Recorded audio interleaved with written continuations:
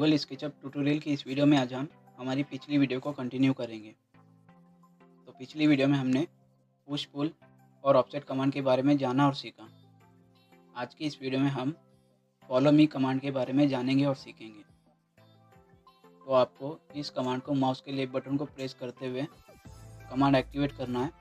Command activate करने के बाद आप अगर यहाँ पर डिफ़ॉल्ट ट्रे में देखेंगे तो ये हमें इस कमांड को किस तरह से यूज़ किया जाता है ये शो कर रहा है। देन नेक्स्ट आपको यहाँ पर व्यू पोर्ट में आना है। व्यू पोर्ट में आने के बाद आपको उस सरफेस को सिलेक्ट करना है जिस सरफेस पर आपको फॉलो मी कमांड अप्लाई करना है।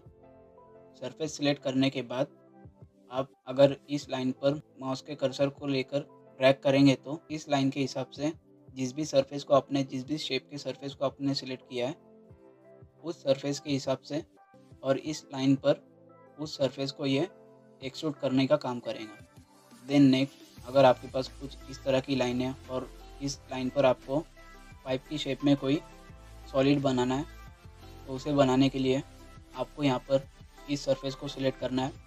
देन नेक्स्ट आप अगर माउस के ज़रिए इस पाथ को फॉलो करेंगे तो उस पाथ के हिसाब से ये सर्कल आपको यहाँ पर पाइप की शेप में कन्वर्ट होता हुआ दिखाई देगा। तो इस तरह से आप किसी भी पाथ किसी भी एंगल पर जो आपकी लाइन है उस लाइन के हिसाब से किसी भी सरफेस को फॉलो मी कमांड के ज़रिए सॉलिड में कन्वर्ट कर सकते हो। और अभी तक हमने ये जो दोनों ऑब्जेक्ट बनाए हैं ये पूरी तरह से क्लोज है। अगर आपके पास कोई पाइप की शेप में कोई सर्कल है तो उसे बनाने के लिए आपको सेम प्रोसेस यूज़ करना है। आपको पहले उस सरफेस को सिलेक्ट करना है। सरफेस सिलेक्ट करने के बाद आप जब उस पाथ को फॉलो करेंगे जिस पाथ पर आपको इस पाइप को बनाना है तो उस पाथ के हिसाब से आपका जो भी पाइप या जो भी सरफेस है वो सरफेस कुछ इस तरह से 3D में कन्वर्ट होगा। तो इस तरह से आप फॉलो मी कमांड का यूज़ करते हुए इन ऑब्जेक्ट या इन 3D ऑब्जेक्ट्स को बना सकते हो। देन नेक्स्ट अभी तक हमने ये जो 3 ऑब्जेक्ट बनाए हैं इन ऑब्जेक्ट पर जो पाथ था वो उन्हें कनेक्टेड था। और अगर आपकी कोई लाइन किसी ऑब्जेक्ट पर कनेक्ट नहीं है फिर भी आपको उस पर फॉलो मी कमांड अप्लाई करना है तो उसे करने के लिए आपको फिर से उस सरफेस को सिलेक्ट करना है जिस सरफेस पर आपको फॉलो मी कमांड अप्लाई करना है। सरफेस सिलेक्ट करने के बाद आपकी जहाँ पर भी लाइन है या कोई पाथ है उस पाथ पर माउस के कर्सर को मूव करेंगे तो उस पाथ के हिसाब से जो डिस्टेंस सरफेस और पाथ में मेंटेन है उस डिस्टेंस को मेंटेन करते हुए जिस पाथ पर आप माउस को ड्रैग कर रहे हो उसी पाथ के हिसाब से ये सरफेस 3D में कन्वर्ट होगा। तो इस तरह से भी आप अगर कोई सरफेस से पाथ दूरी पर भी है तो उस पाथ को फॉलो करते हुए आप उस सरफेस को 3D में कन्वर्ट कर सकते हैं। तो इस तरह से आप फॉलो मी कमांड का यूज़ करते हुए किसी भी सरफेस को किसी भी पाथ को फॉलो करते हुए 3D में कन्वर्ट कर सकते हो। देन नेक्स्ट अगर आपके पास कुछ इस तरह की डिज़ाइन है और आपको इसे 360 डिग्री में रोटेट करते हुए एक पूरा कंप्लीट सॉलिड बनाना है तो उसे बनाने के लिए आपको पहले इस सर्कल पर माउस के लेफ्ट बटन को डबल प्रेस करके सिलेक्ट करना है। सिलेक्ट करने के बाद आपको फॉलो मी कमांड एक्टिवेट करना है। कमांड एक्टिवेट करने के बाद आपको जिस भी सरफेस को इस सर्कल के हिसाब से फॉलो करना है उस सरफेस को सिलेक्ट करना है। सरफेस सिलेक्ट करते ही आपने जो सर्कल सिलेक्ट किया था उस सर्कल के हिसाब से ये सरफेस 3D में कन्वर्ट हो जाएगा और आपको ये कुछ इस तरह से दिखाई देगा। तो इस तरह से भी आप किसी भी सरफेस को फॉलो मी कमांड के ज़रिए 3D में कन्वर्ट कर सकते हो।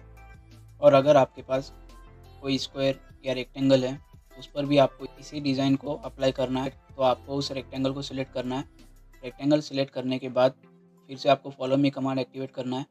कमांड एक्टिवेट करने के बाद आपको उस सरफेस को सिलेक्ट करना है जिस सरफेस पर आपको फॉलो मी कमांड अप्लाई करना है। सरफेस सिलेक्ट करते ही हमने जो पाथ सिलेक्ट किया था वो रेक्टेंगल था। रेक्टेंगल होने की वजह से ये हमें कुछ इस तरह से दिखाई देगा। तो इस तरह से आप फॉलो मी कमांड का यूज़ करते हुए किसी भी तरह के सरफेस को किसी भी तरह के पाथ या 3D ऑब्जेक्ट को फॉलो करते हुए किसी भी तरह की डिज़ाइन बना सकते हो।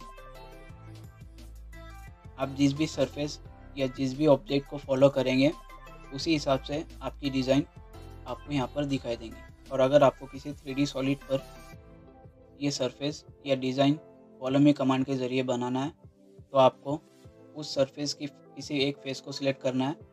सिलेक्ट करने के बाद आपको फिर से फॉलो मी कमांड एक्टिवेट करना है।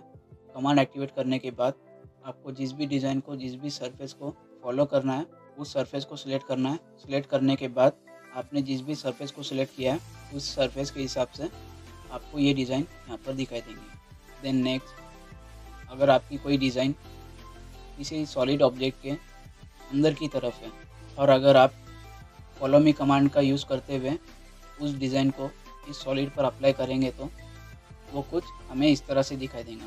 तो फॉलो मी कमांड के ज़रिए आप किसी भी सॉलिड पर अगर अंदर की तरफ कोई डिज़ाइन होती है तो उस डिज़ाइन को अगर अप्लाई करेंगे तो वो डिज़ाइन जिस भी शेप में है उस शेप में कट होकर ये 3D ऑब्जेक्ट आपको दिखाई देगा। तो ये थी फॉलो मी कमांड, जिसके बारे में हमने जाना और सीखा। तो आज की इस वीडियो में बस इतना ही। मिलते हैं आपसे अगली वीडियो में।